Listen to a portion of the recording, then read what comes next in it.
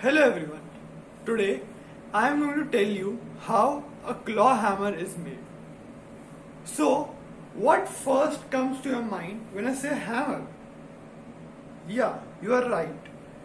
A tool used to drive nails into woods, shaping metals or crushing rocks. But only a few of us know that how a hammer is actually made. So here we begin. First of all, long steel rods are taken and are cut into small steel bars of workable lengths. These steel bars are now sent to the forge shop for forging. But what is forging? Forging is a manufacturing process in which steel or metals are shaped using compressive forces. In the forge shop, we have slot furnaces in which the bars are inserted.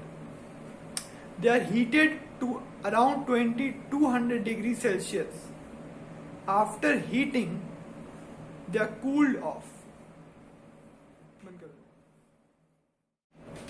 Now comes forging of the steel bar.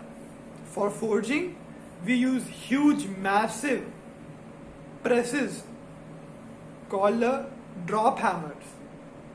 They are already fitted with molds of dies which are in the shape of the hit. 5 to 6 blows are given to fill all the cavities between the steels. After cooling and coming from the forge shop, these hammers, half-made hammers, are now sent to the machining and the grinding department.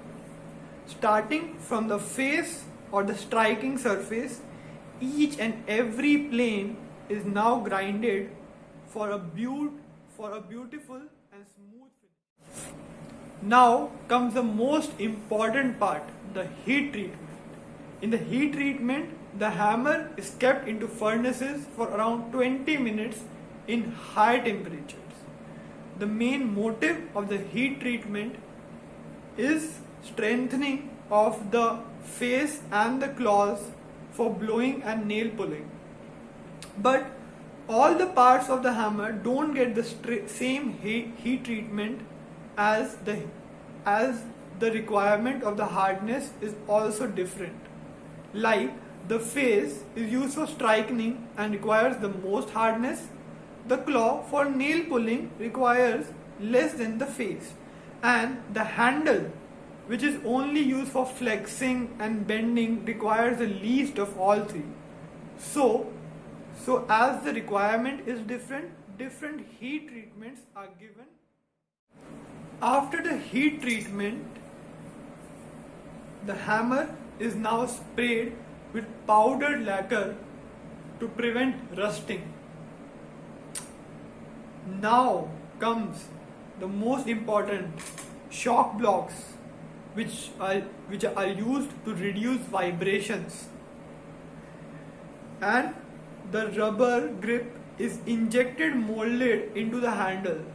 The hammer which I have has a wooden grip, but in most of the cases the handle is also made of steel and has a rubber grip. And now the hammer is ready and is shipped. By this time, you must have known or guessed why this is called a claw hammer. Yeah, it has a claw shaped end for nail pulling. So this is all about manufacturing of a claw hammer.